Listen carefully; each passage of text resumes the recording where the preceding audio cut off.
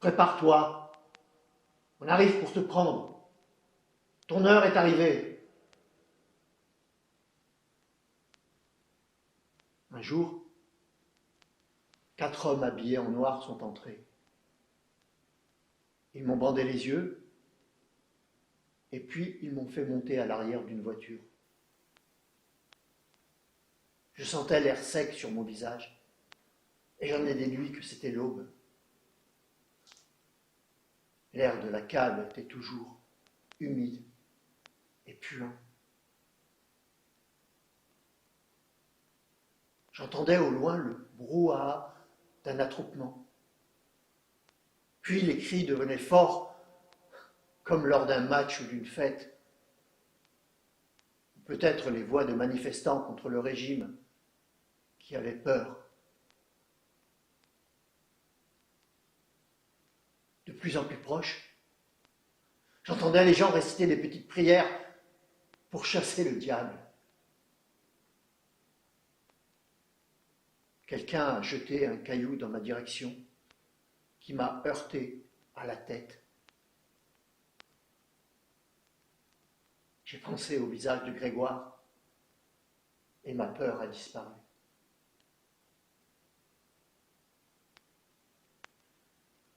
Une voix virile, à la laine puante, chuchotait à mon oreille. On va aller tout en haut du bâtiment. Ne cherche pas les problèmes. Un petit instant et tout sera fini.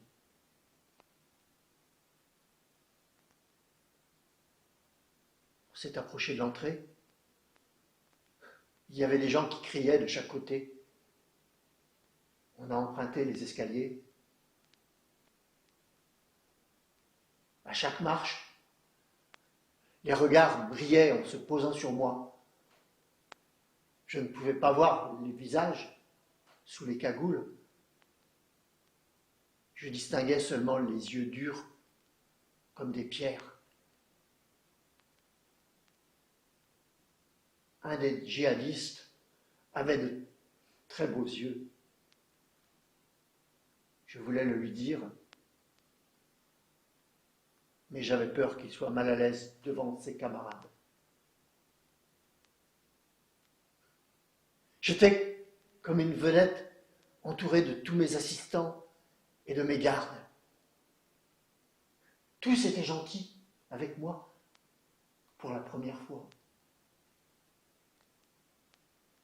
Je m'étais habitué à recevoir leurs coups, à entendre leurs insultes et leurs humiliations. Mais aujourd'hui, ils étaient tous gentils.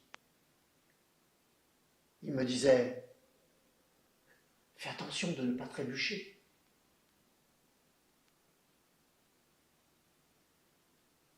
C'est vrai que ce bâtiment était laid et vide. Les murs nus, en parpaing.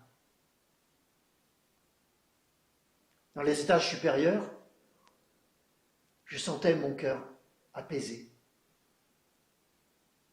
La vue devenait imprenable. Les peupliers étaient très hauts.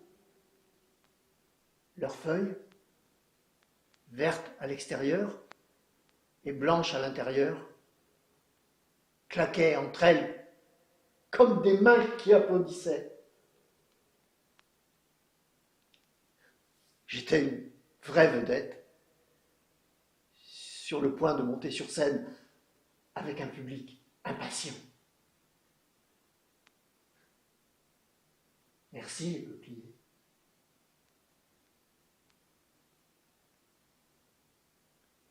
On est arrivé enfin sur le toit de l'immeuble. Le vent soufflait fort et ballottait mes cheveux. J'ai ramassé une petite branche par terre et je les ai attachées. Aussitôt, 2 gardes m'ont retenu et m'ont ordonné de ne pas bouger. Ils ont lâché « Attention !» Les voix d'en bas se faisaient entendre de plus en plus fort. Certains criaient d'autres insultaient ou sifflaient. Aucun doute. La foule était énervée et enflammée. Je n'entendais pas tout, mais je sentais que la parole était véhémente. Le temps que le son arrive jusqu'à moi, il était lavé par le vent, les papillons et les oiseaux du ciel. Je le recevais comme une parole d'amour.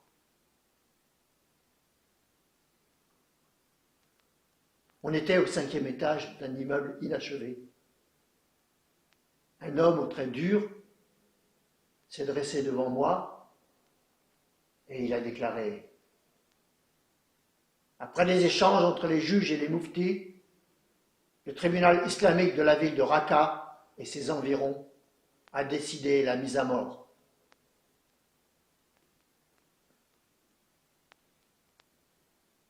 Je n'entendais plus rien de ce que disait cette voix répugnante. La voix répugnante de cet homme à la barbe longue. L'air était si frais, après un mois passé dans une cave. Je me suis rappelé de mon rendez-vous avec Marcos en Turquie. À présent, les 6 mois sont passés. Où est-il maintenant? Est-ce qu'il est amoureux? Ou toujours seul? Est-ce qu'il pourrait imaginer que je suis ici et dans cette situation?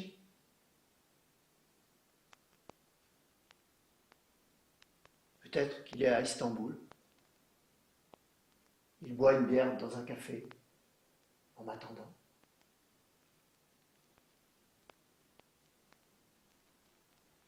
À ce moment, alors que tous écoutaient le verdict du juge religieux, j'ai retiré la petite branche qui retenait mes cheveux. J'ai regardé l'homme cagoulé avec des beaux yeux et je lui ai chuchoté: tu veux bien lâcher mon bras un peu? Il l'a fait.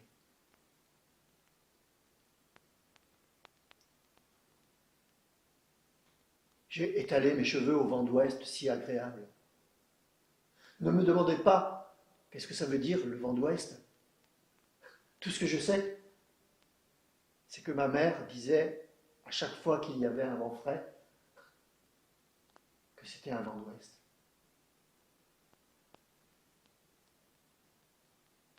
Tous les hommes se sont écartés et l'un d'entre eux m'a poussé dans le dos jusqu'au bord du toit.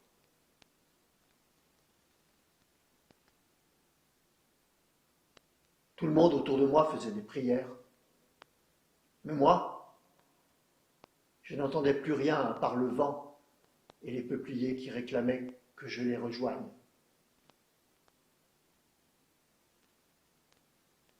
Sur le bord de cet immeuble, j'ai vu les gens. Le beau peuple de mon pays. Je les ai tous reconnus. Le boulanger et l'ouvrier,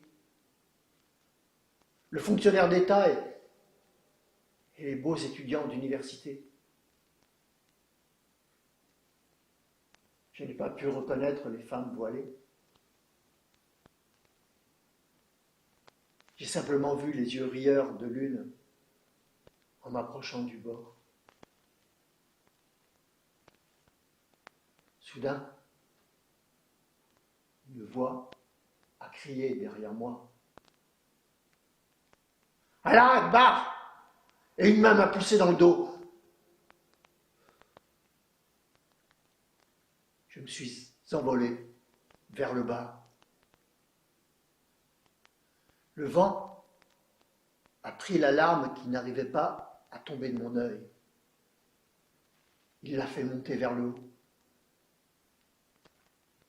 Elle est partie vers Dieu. Et moi vers le sol. Je me suis mise à crier. Laissez-moi voler! Laissez-moi voler! Oh mon Dieu! Je ne veux pas atterrir parmi ces mesquins haineux. Je veux m'envoler ailleurs, très loin d'ici, là où il n'y a pas de différence entre une fille et un garçon, entre la maison de Dieu et la maison de ses fidèles. Je veux m'envoler très loin, loin de vous, de la haine, de la colère et de la rancune, loin de vous et de la famille de Grégoire. J'ai continué à voler. J'ai vu en descendant les gens dans les étages en bas. Certains riaient, d'autres tiraient des coups de feu en l'air. Plusieurs agitaient leurs mains dans ma direction et d'autres contemplaient. J'ai continué ma descente vers mon public adoré. Les gens sont devenus fous quand j'ai sauté vers eux. J'ai ouvert mes bras et mes cheveux volaient vers le haut. J'ai ri. Mon cœur était joyeux. Je venais de réaliser 2 rêves à la fois. Celui de voler et celui de retrouver mon public qui m'a manqué tant.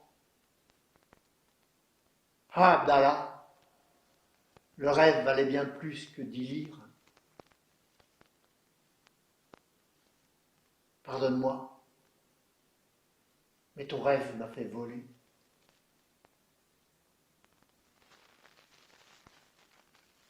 Je me sentais si beau.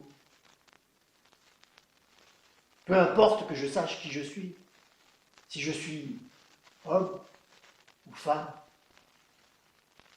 noir ou blanc, croyant ou mécréant. J'étais heureux de quitter ce monde répugnant. Les choses que je déteste, les choses immondes. Je me suis rappelé un mot que Grégoire m'avait dit. La dernière gorgée d'un verre est toujours la meilleure. Et moi, je buvais la dernière gorgée du verre de ma vie. Et elle était délicieuse.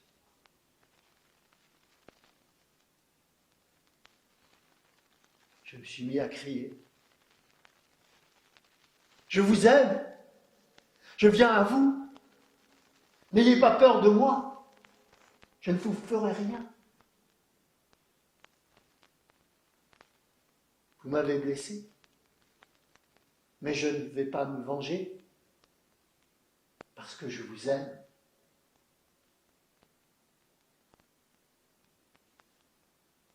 J'ai commencé à entendre les rires des gens, les grands et les petits. Ils étaient heureux d'entendre ce que je disais. Je suis une aigrette de pissenlit qui vole au vent. Je plane. Je danse. Je danse. Je danse. Je suis fort. Je n'ai pas peur. Je brise tout ce que je touche.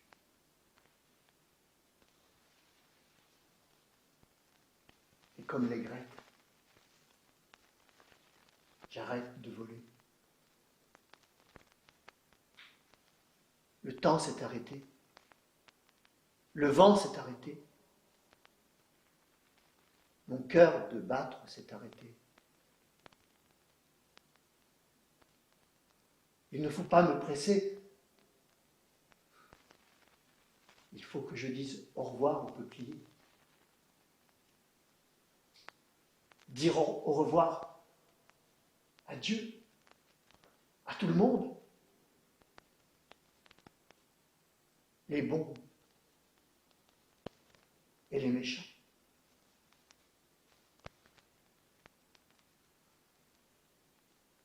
Et enfin, je me suis écrasé sur le sol.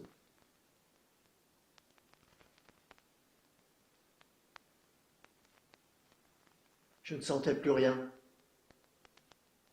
Le public s'est jeté sur moi, tous comme des fous. Ils m'ont déchiqueté. Ils m'ont mis en morceaux. Ils riaient quand ils démembraient mes bras et mes jambes. D'autres jubilaient et disaient que je l'avais bien mérité. Seuls les peupliers n'ont pas quitté leur place.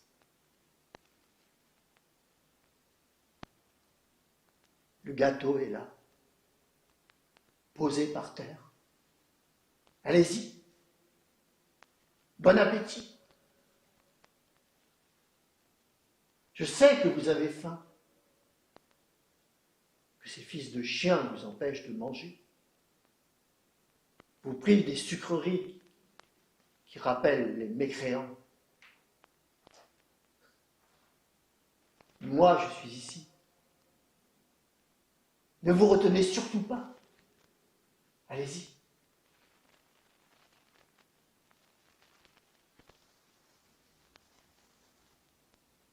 Au milieu du vacarme de cette foule qui s'acharnait sur moi, j'ai entendu le murmure d'un homme debout derrière, qui regardait en silence.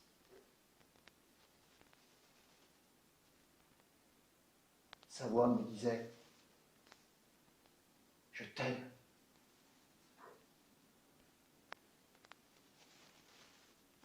Je l'ai entendu et je l'ai cru.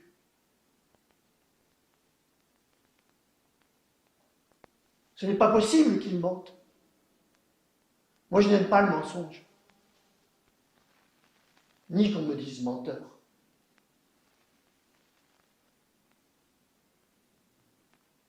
Écoutez-moi, cette vie est belle et elle mérite d'être vécue.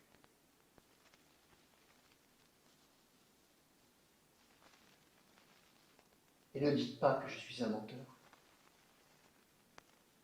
Je ne suis pas un menteur.